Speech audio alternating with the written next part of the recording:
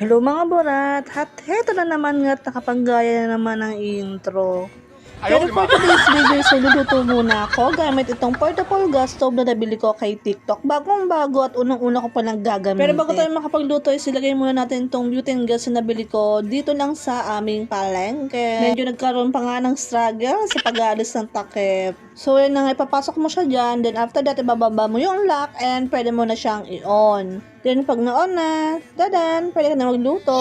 Mga bulat ulit naman akong i-judge kung yan yung gagamitin kong pang prito or lutuan. Special nga pala yung food na lulutuin ko kasi ipiprito ko lang. Ito yung fried chicken ribs na nabili ko kay Tik. Hindi ko pala siya nabili kay TikTok. Kay SNR ko siya nabili, murang-mura lang siya nung nabili ko. Sa pagpiprito is make sure na mainit talaga yung mantika and dapat lubog siya or deep fry. Kasi hindi naman fried egg yung lutuin mo kundi fried chicken. So kailangan medyo madami talaga yung oil na gagamitin mo. Mahinang apoy lang yung ginamit ko dyan para hindi siya agad masunog and mapait na kasi siya kapag nasunog. Yan na nga pala yung finished product and napakasarap daw niyan, sabi nila, sabi ng mga nakabili. Like, follow for more videos. Salamat!